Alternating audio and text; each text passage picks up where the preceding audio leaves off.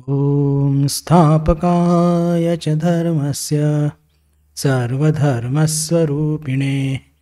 अवतारवरिष्ठाय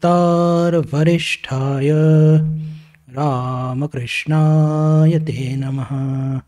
जननीं शारदां देवीं रामकृष्णं जगद्गुरुं पादपद्मे तयो श्रित्वा प्रणमामि मुहुर्मुहुः। नमः श्रीयतिराजाय विवेकानन्दसूरये सच्चित्सुखस्वरूपाय स्वामिने तापहारिणे स्वामिने तापहारिणे।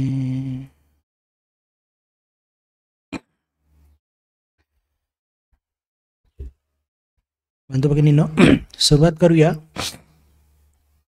भगवान श्रीरामकृष्णांनी आपल्या या मार्तुलकापासून लीला संवरण केलेलं आहे आणि जे भविष्यातले त्यागी शिष्य त्यांना कुठे स्थान मिळत नाही आहेत। वरानगरचा मठ घेतलेला आहे पण खायची काही सोय नाही आहे, भाड्याची काही सोय नाही आहे आणि अशा एका कठीण प्रसंगी आणि काही काळ तात्पुरतं काही त्यागी शिष्य घरी गेलेत, पण त्यातून 3 जण असे होते की त्यांना कुठे जायला जागाच नव्हती, कारण की त्यांनी ग्रहत्याग भगवान श्रीरामकृष्ण असतानाच केला होता। तर भगवान श्रीरामकृष्णांचे एक अन्यतम भक्त बलराम बाबू अशा सर्व शिष्यांना आपल्या घरी अधूनमधून बोलवायचे, वरच्यावरच बोलवायचे, अधूनमधून कसले, आणि त्यांची खायची प्यायची सोय करायचे। तर एक दिवस असं झालं की बलराम बाबूंच्या घरी स्वामीजी स्वतः आणि 3-4 त्यांचे शिष्य असे बसले होते आणि कथाप्रसंग भगवान श्रीरामकृष्ण सांगायला काही वेगळ्याने सांगायची आवश्यकताच नाही। स्वामीजी असं म्हणाले त्यावेळेस की विवाहित असून आणि संपूर्णपणे वाईट विचारांवरती किंवा वाईट वासनांवरती पूर्णपणे ताबा मिळवणं म्हणजे ते फक्त भगवान श्रीरामकृष्णांमध्येच बघायला मिळतं। असं उदाहरण अजून दुसरं कुठे होणार नाही। असं ऐकल्यावर तिथे उपस्थित एक भविष्यातले त्यागी शिष्य लागलीच म्हणतात, नरेंद्रभाई असं का म्हणता तुम्ही? मी सुद्धा तर विवाहित आहे, पण माझ्या मनात सुद्धा कधी पण वाईट विचारांनी कधी त्याच्यावरती ताबा मिळवला नाही आणि अपवित्र आचरण कधी पण या शरीराकडून झालेलं नाही। असं ऐकल्यावर स्वामी विवेकानंद स्वतः आश्चर्यचकित होतात आणि कौतुकाने म्हणतात की अरे, हे तर महापुरुषाचे लक्षण आहेत।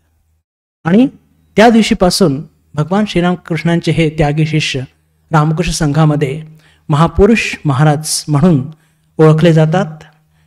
हे त्यांना जी एक सुंदर उपाधी दिल्या गेली ती स्वयं स्वामीजींनी दिलेली, आणि हे दुसरे तिसरे कोणीच नाही तर रामकृष्ण संघाचे द्वितीय परमाध्यक्ष स्वामी शिवानंदजी महाराज, ज्यांची आज आपण जयंती साजरी करत आहोत।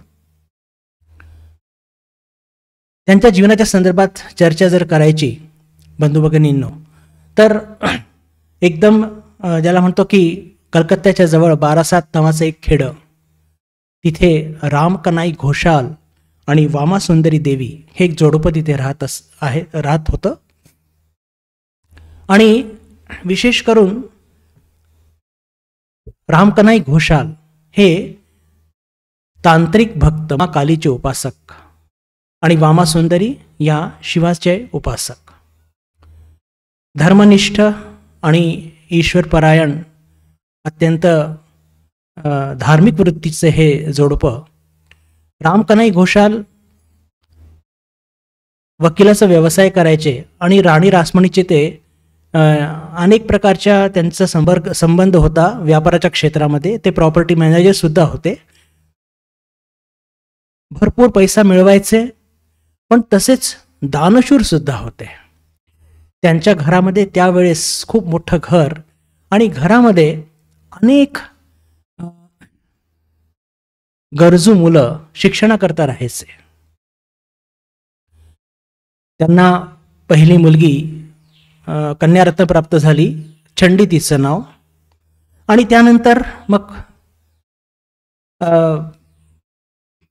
पुत्र प्राप्त व्हावं याच्याकरता वामासुंदरी देवी आणि रामकन्हई घोषाल यांनी शिवाची उपासना केली, तारकेश्वर शिवाची. आणि एका काहीच दिवसानंतर भगवान तारकेश्वर शिवानी वामासुंदरीला दृष्टांत देऊन सांगितलं की तुमच्या या भक्तीने मी प्रसन्न आहे आणि तुझ्या उदरी एक अंश रूपाने मी जन्माला येईन. आणि त्यातूनच जे आपले स्वामी शिवानंद म्हणजेच तारकनाथ घोषाल त्यांचा जन्म होतो. नाव सांगतंय की वामासुंदरींनी त्यांचं हे नाव तारकनाथ जे ठेवलं हे तारकेश्वर शिवाच्या उपासनेतून त्यांचा जन्म झालेला असल्यामुळे त्यांचं नाव तारकनाथ असं ठेवण्यात आलं. लहानपणापासूनच अभ्यासामध्ये विशेष काही लक्ष नाही. हुशार अभ्यासात आहेत, पण जास्त करून अंतर्मुख स्वभाव हा लहानपणापासून दिसूनच पडतोय. पण परिवर्ती जीवनामध्ये अशा काही घटना घडतात की त्यांच्या या अंतर्मुख स्वभाव अजून जास्त अंतर्मुख होत जात आहे. जसं जसं काळ लोटत आहे तसं तसं एकदम बालपणच त्यांच्या जीवनामध्ये काही अशा इतक्या विशेष घटना घडतात. त्या घटना बघण्याच्या किंवा चर्चा करण्याच्या आधी थोडं तारकनाथ क्षमा करा रामकन्हई घोषालच्या संदर्भात थोडी चर्चा करणं आवश्यक आहे. कारण की ते तंत्र साधक आहेत आणि माँ कालीचे उपासक. अधूनमधून ते दक्षिणेश्वरी जाऊन साधना करत आहेत. आणि भगवान श्रीरामकृष्ण स्वयं सांगतात की दिसायला उंच पुरे गोरे आणि जेव्हा अंगावरती फक्त लाल रंगाचं पितांबर नेसून ते माँ कालीची उपासना करत तर तो दृश्य बघण्यासारखा असायचा. अनेकदा ते आपल्याबरोबर काली कीर्तन गाणारे गायकांना घेऊन जायचे आणि नाटमंदिरात बसून त्या गायकाचे गाणे ऐकायचे आणि ते गाणे ऐकून त्यांचा भक्तिभाव हा उचंबळून यायचा. भगवान श्रीरामकृष्ण साधनात रत असताना त्यांच्या शरीराचा खूप दाह होत होता. ही सगळी चर्चा आपण केलेली लीला प्रसंगामध्ये.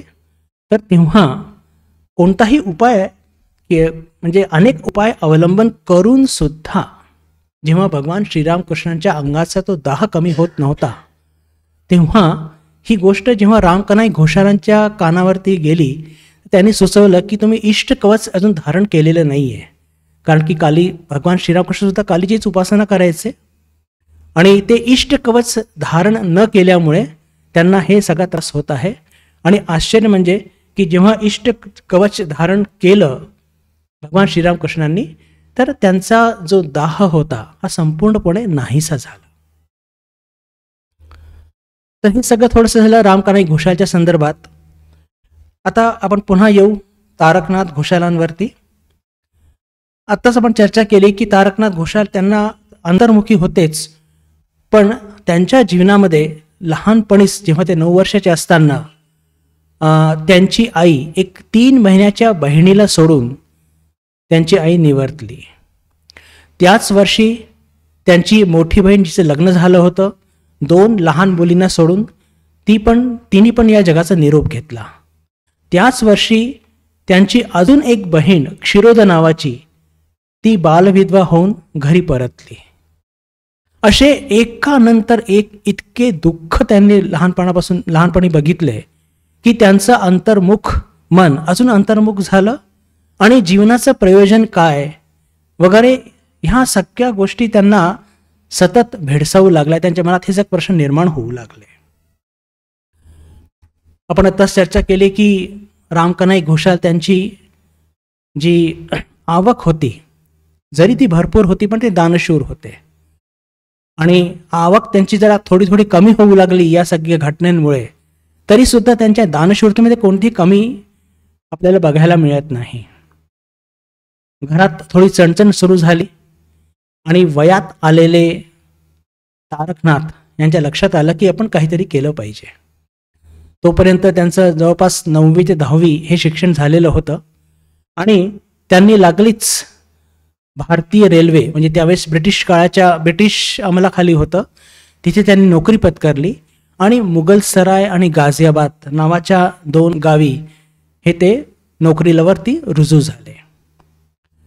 दिवसभर नोकरी करायची आणि उरलेला सबंध वेळ फक्त ईश्वर चिंतनात घालवायचा.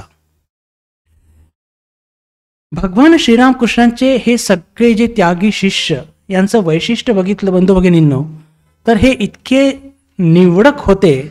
आपण आता चर्चा केली की पहा, तारकनाथांचा जन्म झाला प्रार्थनेतून. आईंनी प्रार्थना केली शिवाला आणि त्यातून त्यांचा जन्म झाला.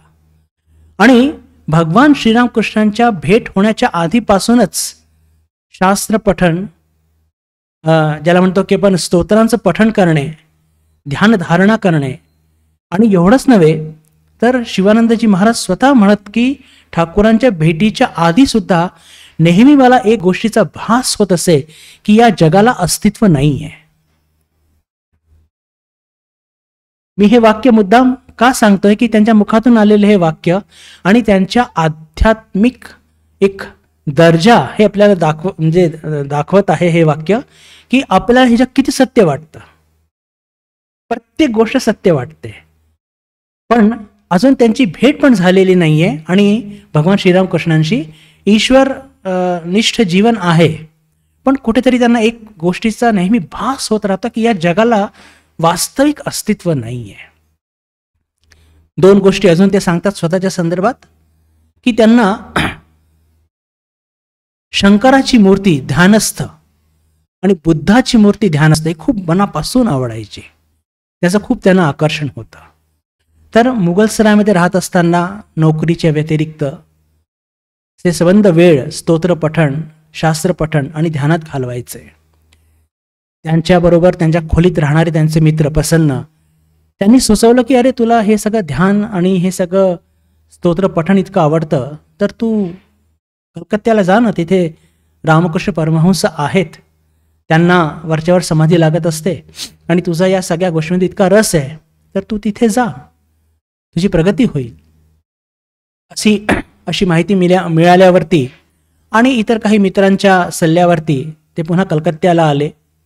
एका दुसऱ्या ब्रिटिश कंपनीमध्ये, व्यापारिक कंपनीमध्ये त्यांनी नोकरी पत्करली आणि ते कलकत्त्याला राहू लागले आणि भगवान श्रीरामकृष्णांचा शोध घेऊ लागले. योगायोगाने त्यांच्याच कंपनीमध्ये काम करणारा एक मुलगा तो भगवान श्रीरामकृष्णांकडे वरच्यावर जात असे आणि एक दिवस बातमीशी समजली की भगवान श्रीरामकृष्ण रामचंद्र दत्तांच्या घरी येणार आहे. बस ही पहिली संधी होती आणि त्या दिवशी रामचंद्र दत्तांच्या घरी, म्हणजे काकुडगाचीचं घर तेव्हा तयार नव्हतं, इतर ठिकाणी राहत होते रामचंद्र दत्त, तिथे भगवान श्रीरामकृष्ण येतात आणि पहिल्यांदा तारकनाथ घोषाल यांना भगवान श्रीरामकृष्णांचं दर्शन लाभतं. आणि काय आश्चर्य बघा की तारकनाथ घोषाल हे एक, ज्याला म्हणतो की त्यांच्या मनाची जडणघडणच एक अद्वैत वेदांताकडे होती. ध्यान धारणा समाधी म्हणजे सगुण साकार ईश्वरकडे त्यांचा कल नव्हता. आणि त्या दिवशी भगवान श्रीरामकृष्णांना सारखी सारखी समाधी लागत आहे. एक एवढंच नव्हे तर त्या दिवशी जेव्हा ते सगळ्या भक्तांशी संवाद साधतात तर ते फक्त निर्विकल्प समाधी, निर्विकल्प समाधी आणि निर्विकल्प समाधी याच्या संदर्भातच चर्चा करतात, इतर कोणतीही चर्चा होत नाही. आणि हे सगळं ऐकून तारकनाथ घोषाल हे खूप त्यांच्या मनावरती एक गंभीर परिणाम होतो आणि ते खूपच त्याला म्हणतो की भाळून जातात. लागलीच पुढच्याच आठवड्यामध्ये ते एका बोटीतून दक्षिणेश्वर गाठतात आपल्या मित्राबरोबर. दक्षिणेश्वरी पोहोचतात, संध्याकाळची वेळ झालेली आहे. ठाकूर आपल्या घरात बसलेले, अर्ध उन्मिलित नेत्र, अर्धबाह्य अवस्था, अशा अवस्थेमध्ये शिवानंदजी महाराज म्हणजेच तारकनाथ घोषाल हे ठाकूरांच्या खोलीत शिरतात आणि खोलीत शिरल्यावर जेव्हा ठाकूरांना प्रणाम करतात तर आपल्या मनातील जे भाव त्याचं वर्णन जे करतात की मी जेव्हा त्यांना प्रणाम केला ठाकूरांना तर मला असं वाटलं की माझं एकतर मन शांती आणि अभूतपूर्व आनंदाने भरून गेलं. मला एक जबरदस्त पाठिंबा कुठेतरी मिळालेला आहे. या एका आनंदाने माझं मन शांती आणि आनंदाने भरून गेलं आणि जसा एक मुलगा आपल्या आईला म्हणजे आई त्याची भेटली की तो किती एक निर्धास्त आणि शांत होऊन जातो लहानसा बाळ, तशी काहीतरी एक मला ज्याला म्हणतो की एका प्रकारची अनुभूती मला त्या क्षणी आली आणि ही माझी जणू काही आईच आहे, ही मला एक अनुभूती आली. हे मी मुद्दाम तुम्हाला सगळं का सांगतोय की पहा, अद्वैत वेदांताच्या विचारांनी ज्यांचं मन ज्यांचे संस्कार घडलेले आहेत पण ते ठाकूरांना कसे बघत आहेत? स्वतःची आई. हे पहा, ही विपरीत कॉम्बिनेशन हे फक्त रामकृष्ण संघामध्येच बघायला मिळतात. मी ते पुस्तक नेमकं आणणं जरा विसरलो, नाही तर तुम्हाला ते वर्णन वाचून दाखवली असती की खरंच त्यांची एक जी भावना होती की मी माझ्या आईलाच जणू काही भेटत आहे आणि पहिल्या भेटीमध्येच प्रणाम केल्यानंतर शिवानंदजी महाराज स्वतःचं डोकं जसं एक लहान बाळ आपल्या आईच्या मांडीवर ठेवतं तसे ते ठेवतात आणि ठाकूर सुद्धा जसं एक आई आपल्या बाळाला कुरवाळते, त्याचे केस त्याचे डोकं तसे ते कुरवाळू लागले. ही घटना पहिल्या भेटीमध्येच घडलेली. त्याच्यानंतर भगवान श्रीरामकृष्ण म्हणतात, विचारतात कुठून आला काय आला आणि म्हणतात की आता संध्याकाळची वेळ झालेली आहे, इथेच तू आरती वगैरे बघ, प्रसाद घे, रात्री इथेच थांब. तर लागलीच तारकनाथ घोषाल म्हणतात की नाही, मी माझ्या मित्राला शब्द दिलेला आहे, मी त्याच्या घरीच आत्ता जाणार आणि तिथेच झोपणार, कारण मी त्याला शब्द दिलेला आहे. भगवान श्रीरामकृष्ण अतिशय प्रसन्न होतात आणि म्हणतात की खरंच कली काळामध्ये सत्य रक्षण ही एक तपस्या आहे आणि तू नक्कीच तुझा शब्द पाळ, असं सांगून भगवान श्रीरामकृष्ण हे अतिशय प्रसन्न होतात. वरच्यावर तारकनाथ घोषाल यांचं येणं जाणं वाढतं, परिचय प्रगाढ होत जातो. तिथे आलेले अनेक भक्तांना तिथे भाव होत आहे, समाधी लागत आहे. हे सगळं बघितल्यानंतर ऐकल्यानंतर तारकनाथ सुद्धा भगवान श्रीरामकृष्णाच्या मागे लागतात की तुम्ही जर माझ्यावरती कृपा केली तर मला सुद्धा ही समाधी प्राप्त होईल, असं काहीतरी करून द्या. ऐकल्यावरती भगवान श्रीरामकृष्ण समजवण्याच्या एका टोनमध्ये म्हणतात की हे पा, इतकी घाई कसली आणि तुझी श्रेणी हे फार वेगळी आहे, तू घाई करू नकोस, थोडं थांब. आता तुझी श्रेणी वेगळी आहे हे असं का म्हटलं? पहा, आत्तापर्यंतच्या इतक्या भेटीमध्ये भगवान श्रीरामकृष्णांनी तारकनाथ घोषालांना फक्त नाव विचारलं, बाकी दुसऱ्या काहीही गोष्टी विचारलेल्या नाहीये. पण हे मात्र ते म्हणतात आहे, जेव्हा समाधी करता हट्ट करत आहेत तर काय म्हणत आहेत भगवान श्रीरामकृष्ण, तुझी श्रेणी वेगळी आहे, इतकी घाई कशाला? वेळ आल्यास आई सर्व काही ठीक करून देणार आहे. आता पहा, याच्यानंतरच्या 2 घटना मी सांगतो, त्यातून भगवान श्रीरामकृष्णांचं हे जे एक तारकनाथ बद्दल केलेलं एक जे असेसमेंट आहे की तुझी श्रेणी वेगळी आहे, ते किती सत्य सिद्ध होत आहे. त्या 2 घटना अशा की आता रोज बघत आहेत आपले, रोज म्हणजे तारकनाथ घोषाल बघत आहेत की मास्तर महाशय तिथे येतात आणि सगळं लक्ष देऊन बघतात, ऐकतात आणि नोट्स घेतात वचनामृत याच्या करता. तर ते बघून तारकनाथ सुद्धा तसंच करू लागले. ठाकूर जे काही सांगतात ते खूप लक्ष देऊन ऐकू लागले आणि सगळं काही नोट करू लागले. तर एक दिवशी भगवान श्रीरामकृष्णांना काही शंका आली. त्यांनी विचारलं, तू इतका अटेंटिव्हली तू काय ऐकतोय रे? म्हणजे कसं आहे की काहीतरी लिहून घ्यायचंय ते अटेन्शन वेगळं असतं आणि समजून आचरणात आणायचंय हे अटेन्शन वेगळं असतं. बरोबर की काहीतरी आपल्याला आचरणात आणायचंय तेव्हा सुद्धा आपण अटेंटिव्ह असतो, पण मला काहीतरी लिहून काढायचं आहे तेव्हा आपलं अटेन्शन वेगळं असतं. तर भगवान श्रीरामकृष्णांच्या ते लक्षात आलं. त्यांनी विचारलं की अरे तू हे काय करतोय. तर त्यांनी सांगितलं सरळपणाने की जसे मास्तर महाशय लिहून काढत आहे मी सुद्धा माझ्याकरता सगळं टिपणं घेत आहेत. लागलीच ठाकूर म्हणतात की ते सगळं तुमच्याकरता नाही आहे, ते सगळं तुमच्याकरता नाही आहे, ते सगळं सोड तू, बिलकुल ते काही लिहून ठेवून ठेवायचं नाही. मास्तर महाशयाला तसं म्हणत नाहीये, पण शिवानंदजी महाराजांना स्पष्ट सूचना देत आहेत.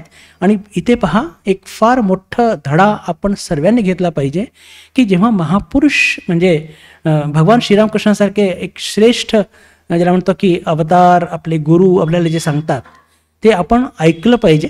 आणि हे ऐकल्याबरोबरच शिवानंदजी महाराज म्हणजेच तारकनाथ घोषाल त्यांनी जे काही लिहून ठेवलं होतं सगळ्याच्या सगळं गंगेत विसर्जन करून दिलं.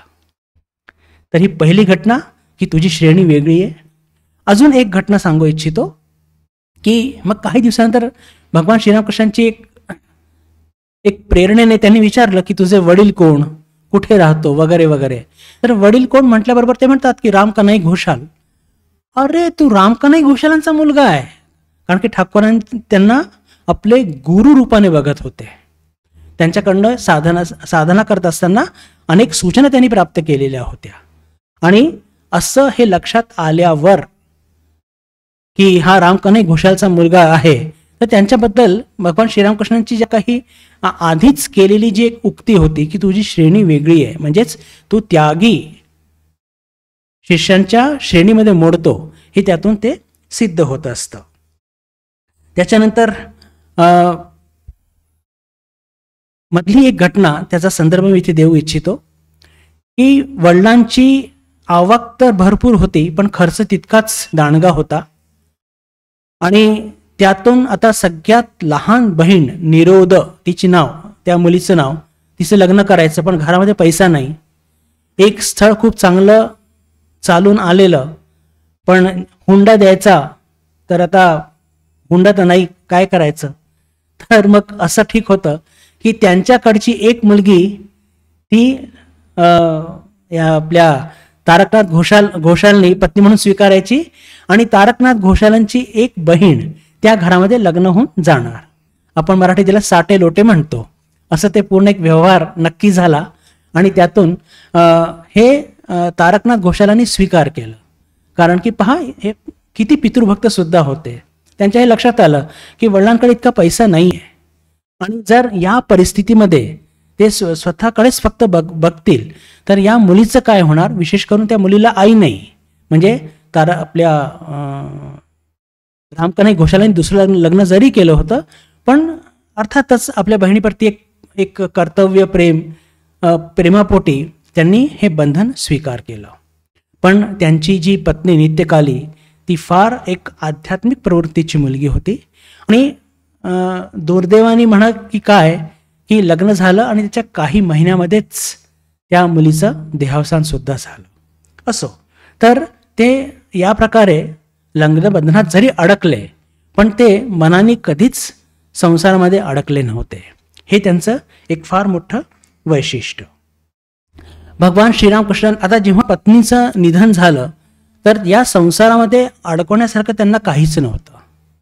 पत्नीचं निधन झाल्यावर त्यांनी आपल्या वडिलांना विनवणी केली की आता मला काही संसारामध्ये रस नाही, तर तुम्ही मला आज्ञा द्या की माझं आपलं उर्वरित जीवन मी ईश्वरप्राप्तीकरता घालवावं.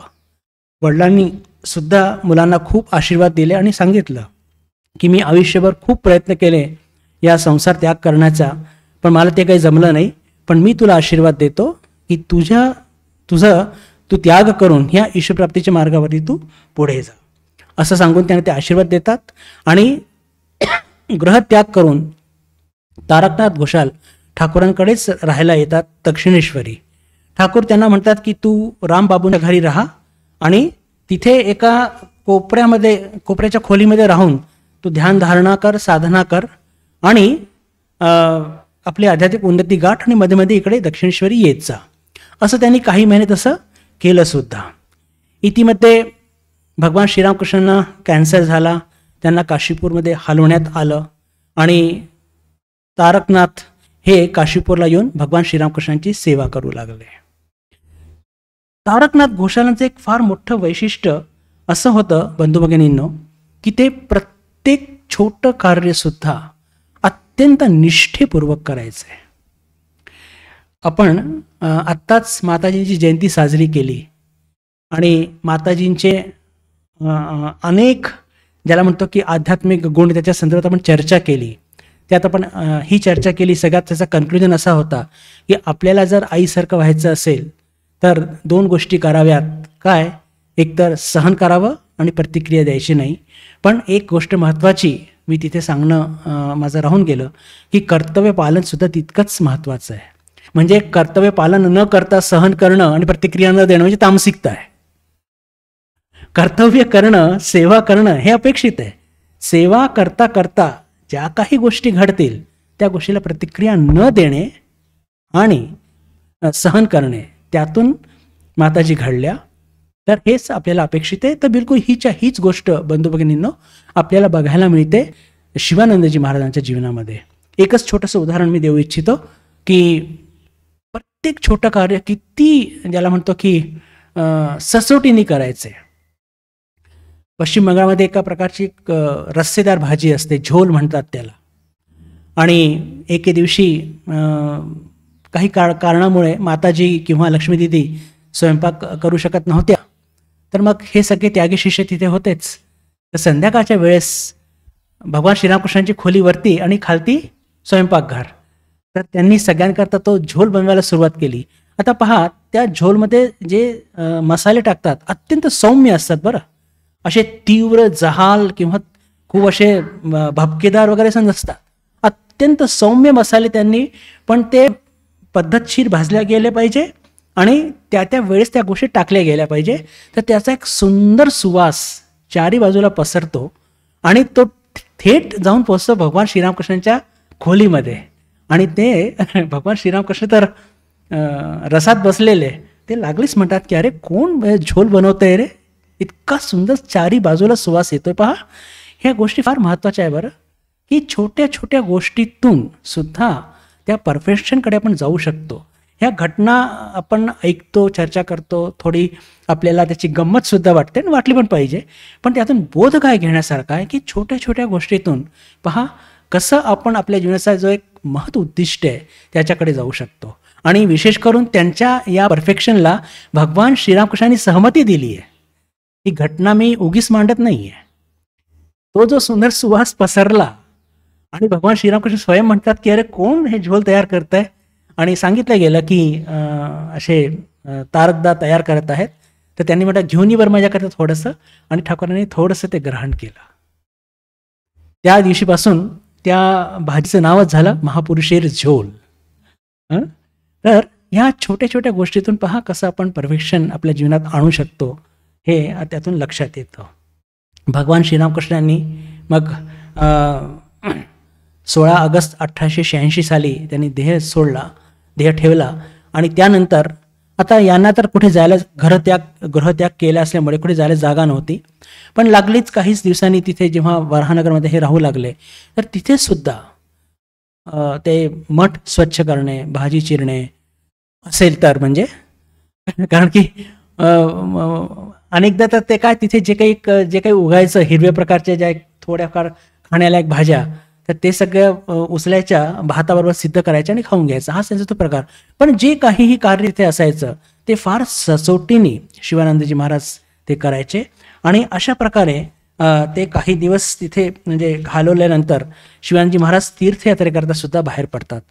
शिवानंदजी महाराजांनी तीर्थयात्रा त्याचं वर्णन फार मोठं आहे बंधू भगिनींनो. कारण की त्यांनी बिलकुल तिबेट आणि ज्याला म्हणतो की आपल्या उत्तराखंडचे सगळेच म्हणजे 4 मुख्य स्थान आणि हरिद्वार, कनखल हे सगळं पिंजून काढलं आहे. दक्षिण भारतसुद्धा ते गेलेत. त्यांच्या तीर्थयात्रेचं वैशिष्ट्यमध्ये फक्त 2च गोष्ट सांगू इच्छितो की ते पैसे कधी ठेवायचे नाही आणि फक्त 2 जोडी वस्त्र, एक अंगावरचं आणि एक बदलायला. याच्याशिवाय त्यांच्याकडे कधी काहीही नसायचं. त्यांच्या जीवनातला एक अतिशय महत्त्वाचा प्रसंग आणि रामकृष्ण संघाचे वैशिष्ट्य असं म्हटलं तरी चालेल की काशीला असताना 1888ची गोष्ट आहे, म्हणजे स्वामीजी अजून भारतातच आहे. ते काशीवरनं उत्तराखंडाला जाणार एका भक्ताच्या बरोबर. आणि त्यांना लक्षात आलं की हाथरसमध्ये स्वामीजी आजारी पडलेत. तर त्यांनी आपला तिथे जाण्याचा बेत तो घालवला आणि त्या भक्ताला म्हटलं की मी जाणार हाथरसला स्वामीजीला घेऊन, आणि जवळचं रेल्वे स्टेशन वृंदावन आहे तिथे जाईन, तिथून स्वामीजींना घेऊन बेलूर मठमध्ये घेऊन जाईन. कारण की भगवान श्रीरामकृष्णांनी म्हटलं की ते आमचे नेते आहेत, आमचे मोठे भाऊ, त्यांची काळजी घेणं फार गरजेचं आहे. वयाने तारकनाथ घोषाल हे मोठे बरं स्वामीजींपेक्षा, पण पहा केवढी श्रद्धा आणि केवढी प्रीती आणि ठाकूरांच्या शब्दावरती केवढा एक त्यांचे आज्ञापालन. तर त्यांचा असा बेत बघून ते भक्त खूप नाराज होतात.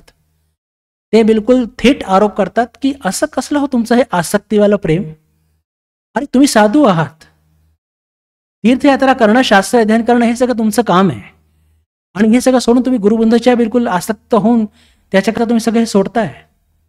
तर शिवानंदजी महाराज शेवटी ठाकूरांचे शिष्य ना, त्यांनी सगळं ऐकून घेतलं आणि फक्त एका वाक्यातच न्यायनिवाडा दिला. हे पहा, आम्ही आमच्या गुरूंनी जे काही शिकून आम्हाला शिकवलेले आहे त्याच्या पलीकडे मी कधी जाणार नाही. तुमच्या या सगळ्या ज्याला म्हणतो की म्हणजे ह्या सगळ्या ज्या गोष्टी आहेत हे फक्त स्वतःच्या स्वार्थाकरता तुम्ही या तत्वज्ञानाचा उपयोग करत आहात. अरे जेव्हा आमचा गुरुबंधू तो आजारी आहे तर आमचं म्हणजे रामकृष्ण संघाचे शिकवण हेच सांगतात की त्याची सेवा करणं हे आधी गुरुबंधूच नव्हे, जर प्रसंग आला तर अजून कोणी गरजू व्यक्ती असेल तर त्याची सेवा करणं, आधी सेवा करणं हे आमचं कर्तव्य आहे, तीर्थयात्रा नंतर होईल असं बिलकुल ठामपणे सांगतात. आणि हाथरसला येतात, स्वामीजींना घेऊन ते वराहनगरमध्ये येतात आणि तिथे स्वामीजींची काळजी घेऊन त्यांना पुन्हा स्वस्थ करतात आणि पुन्हा मग ते तीर्थयात्रेला येतात. तर म्हणण्याचा अर्थ काय की शिवानंदजी महाराजांच्या चारित्र्याचं हे वैशिष्ट्य, आणि तिथे गेल्यानंतर सुद्धा ते बघतात की तिथे योगानंदजी महाराजांना कांजण्या झालेल्या आहे, त्यांची सेवा करतात. बलराम बाबूंना काहीतरी एक मोठा आजार झाला होता, त्यांची सेवा ते करत आहेत. म्हणजे महिना दीड महिना त्यांच्या घरी राहून, 2 महिने घरी राहून त्यांची ते सेवा करत आहेत. हे सगळं बघून म्हणजे आपण आश्चर्यचकित होऊन जातो की केवढं त्यांच्यात तो एक सेवाभाव, आणि विशेष करून बिलकुल सामान्यपेक्षा सामान्य सेवा कार्य करून एक त्याच्यामध्ये परफेक्शन गाठून जे आपल्या जीवनाचं उद्दिष्ट आहे, मोक्ष प्राप्त करणं किंवा अल्टिमेट परफेक्शन प्राप्त करणं, त्याच्याकरता पहा त्यांनी कसा स्वतःचा एक रस्ता तयार करून घेतला. त्यानंतर ह्या बऱ्याच त्यांच्या तीर्थयात्रेच्या बऱ्याच अनेक सुंदर सुंदर घटना आणि इन्स्पायरिंग आहे. पण त्या सगळ्या वेळेच्या भावी मी जरा थोडेसे त्याला बात करत 1-2 अजून महत्त्वपूर्ण घटना मी तुम्हाला सांगू इच्छितो की स्वामी विवेकानंद हे जेव्हा पश्चिमची यात्रेतून भारतात परत आले आणि आल्यानंतर जेव्हा काशीला गेले होते तर काशीच्या जवळ एक संस्थान आहे भिनगा म्हणून, तिथले राजा स्वामीजींचे परमभक्त, आणि स्वामीजींच्या या सगळ्या कार्याला ते इतके अभिभूत झाले, त्यांनी लागलीच स्वामीजींना 500 रुपये दिले आणि त्यांना म्हटलं की वाराणसीमध्ये तुम्ही लवकरात लवकर एक आश्रम सुरू करा. आणि लागलीच स्वामीजींच्या हातात 500 रुपये तेव्हाची एक मोठी रक्कम ती ठेवली. स्वामीजी बेलूर मठात परत आले आणि त्यांनी आधी विनंती केली शारदानंदजी महाराजांना की तू तिथे जा आणि आश्रम सुरुवात कर. पण काही कारणामुळे त्यांनी आपली असमर्थता व्यक्त केली. मग त्यांनी शिवानंदजी महाराजांना सांगितलं, त्यांनी सुद्धा आपली असमर्थता व्यक्त केली. आता सगळेजण आपली असमर्थता व्यक्त करत आहे हे बघून स्वामीजी थोडेसे नाराज झाले आणि त्यांनी म्हटलं की अरे जर मी हे 500 रुपये त्यांच्याकडनं घेतले मठ सुरू करण्याकरता आणि जर मठ सुरू नाही केला तर ते मला ठग समजतील. हे शब्द वापरल्यानंतर शिवानंदजी महाराज मात्र एकदम ज्याला म्हणतो की भानावरती आले आणि त्यांनी लागलीच म्हटलं की नरेश भाई मी जाणार. आणि 26 जूनला 1902 ते हावडा सोडतात, काशीला येतात आणि सगळ्यात आधी एक घर भाड्याने घेतात आणि तिथे घर भाड्याने घेऊन सगळ्यात पहिलं कार्य काय सुरू करायचं तर ते एक रुग्णालय सुरू करतात. रुग्णालय म्हणजे आता एका छोट्या घरात काय रुग्णालय असणार, डिस्पेन्सरी म्हणूया त्याला, ते सुरू करतात. आणि ती डिस्पेन्सरी आणि फुकटात औषध, फुकटात डॉक्टर इतके लोक येऊ लागले की ते काही महिन्यातच 500 रुपये संपले. आता ते घर भाडं देणार कसं, आता मोठी पंचायत झाली.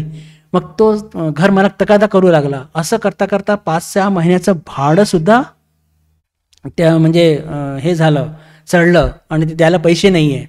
आणि आता 6 महिने झाल्यानंतर आता तो मालक खवळला आणि त्याने म्हटलं की जर तुम्ही भाडं नाही दिलं तर तुम्हाला मी आता पोलीसमध्ये उभं करीन.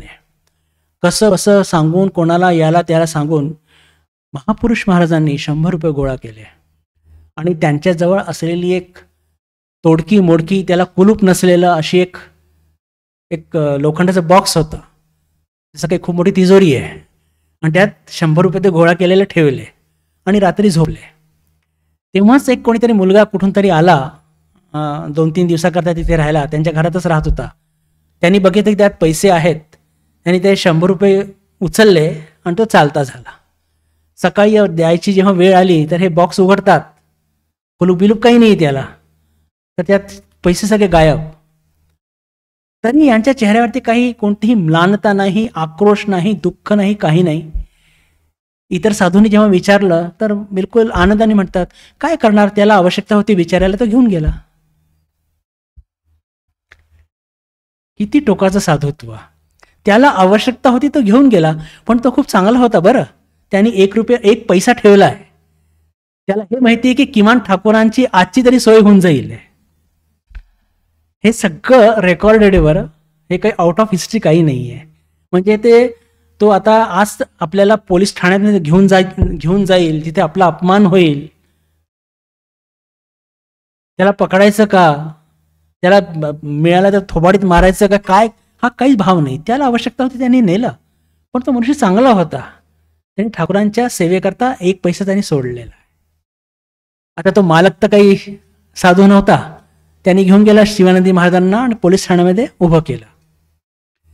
आता म्हणजे पहा, भगवान श्रीरामकृष्णांचे हे सगळे त्यागी शिष्य रामकृष्ण संघाचे द्वितीय प्रेसिडेंट आणि एका पोलीस अधिकाऱ्यासमोर हात जोडून उभे आहेत की साहेब काही काळ संधी द्या, आम्ही पैसे देऊन देऊ, आम्ही पैसे बुडवणार नाही.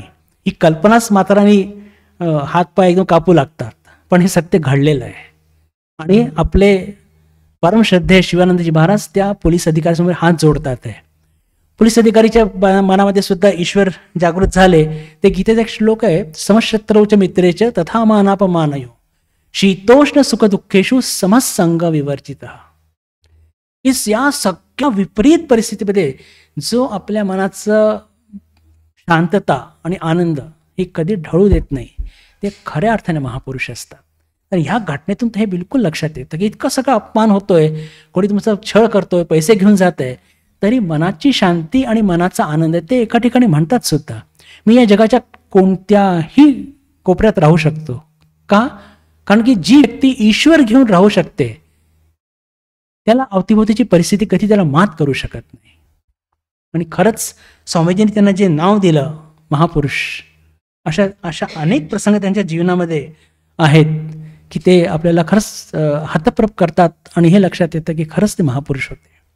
घटना मी अनेक आणलेल्या आहे, पण त्या सगळ्या घटना पूर्ण म्हणजे वाचवणी करण्याचा तितकासा वेळ नाही. एक शेवटची घटना सांगून मग तिथे आपण थांबूया. त्यांचं एक वाक्य आहे की ते जेव्हा गुरुपदी आरूढ झाले, गुरुपदी आरूढ झाल्यावर आणि त्यांना अनेक प्रकारचे शेवटी खूप रोग झाले होते. आणि काय त्यांच्या मनामध्ये ज्याला म्हणतो ना की इतकं एक प्रेम, ज्याला म्हणतो ना एक शब्द आहे अनकंडिशनल लव, हे काय असतं. बेलूर मठामध्ये ते रोज सकाळी, तेव्हा दीक्षा घेण्याकरता असं फॉर्म भरा, पुस्तकं वाचून वगैरे असे प्रकार नव्हते. हे सगळे महापुरुष लोक काय म्हणायचे आपल्या सेवकाला, हे बघतरे त्यांची जी सकाळचे पूर्ण दिनचर्या झाली, जप ध्यान वगैरे सगळं झालं की एका भावात ते बसलेले असायचे आणि ते म्हणायचे की बघ कोणी आलंय का दीक्षा घ्यायला, आणि आलं असेल त्याला वरती घेऊन ये. वरती घेऊन ये म्हणजे त्याला म्हण गंगा स्नान कर, आणि गंगा स्नान करून वरती ये, आणि त्यांना ते दीक्षा द्यायचे. इतकी सोपी आणि सहज पद्धत होती. येणारे सुद्धा तसे होते. एक दिवस सकाळी ते फार अन्यमनस्क बसले होते आणि तेवढ्यात सेवकला ते म्हणतात की बघ बरं खालते कोणी आलंय का. तर ते बघतात कोणीच नाही आलेलं आहे. ते म्हणतात नाही कोणी नाही आलेलं आहे. ते पुन्हा अन्यमनस्क असे बसतात आणि नाही कोणीतरी आलंय बघ. तर थोड्या वेळाने बघतात की एक मुलगी तिथे आलेली आहे, अशी अर्धवट वयाची, आणि अशी महाराजांच्या खोलीकडे बघते. महापुरुष महाराज वरती राहायचे आणि जेव्हा ते वरती बघत आहे तर ते सेवक महाराज खालती जातात, विचारतात कशा करता आलात, दर्शनाला आहे की का, कशा करता आलात. ते म्हणतात की दर्शन पण घ्यायचं आहे आणि महाराज मला दीक्षा देतील का. ते म्हणतात हो देतील, तुमचं नाव गाव काय. तर ती मुलगी स्फुंदून रडू लागते आणि आपला सगळा इतिहास सांगते. तिचे इतिहास विचारायचं चांगला नसतो, पण ते आपले सगळे म्हणजे जे काही घडलं ते सगळे कबूल करते. पण मला ठाकूरांचा दृष्टांत झालेला आहे आणि मला असं वाटतं की महाराजांनी मला दीक्षा द्यावी. आता हे सगळं ऐकल्यानंतर त्या सेवकाला वाटतं की महाराजांना काय सगळं सांगायचं. आता हे सांगायचं की कोणीच नाही आहे किंवा टाळून द्यायचं. सेवक वरती येतात आणि म्हणतात की हो, एक अशी मुलगी आली आहे आणि त्या मुलीचा इतिहास सांगणार त्याच्या आधीच महापुरुष महाराज म्हणतात तिला वरती यायला सांगा. काहीही ऐकले नाहीये महापुरुष महाराजांनी आणि स्ट्रेट म्हणतात की त्या मुलीला वरती घेऊन तिला म्हणा गंगा स्नान करून वरती ये. लगबगीने ती मुलगी स्नान करून वरती येते आणि महापुरुष महाराज एकच वाक्य म्हणतात आपल्या सेवकाला की ठाकूर यावेळेस सगळ्या पापी तापींकरताच आलेले आहेत. सज्जनांकरता तर आलेच आहेत, पण दुर्जनांकरता ते आधी आले आहेत आणि त्या दिवशी त्या मुलीची दीक्षा लागलीच होते. अशा अनेक घटना महापुरुष महाराजांच्या जीवनामध्ये हतप्रभ करणाऱ्या आहेत. आणि एक मुलगा म्हणतो ब्रह्मचारी, महाराज मला उपनिषद वाचायचे आहेत. महाराज लागलीच म्हणतात अरे उपनिषद काय वाचायचे, आमचे जीवन वाच म्हणे.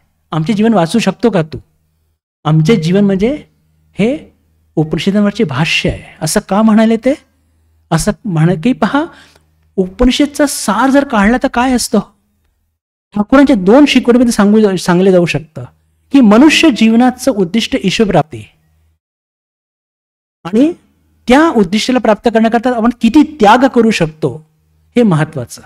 या 2 वाक्यामध्ये संपूर्ण सार येऊन जातो उपनिषदचा.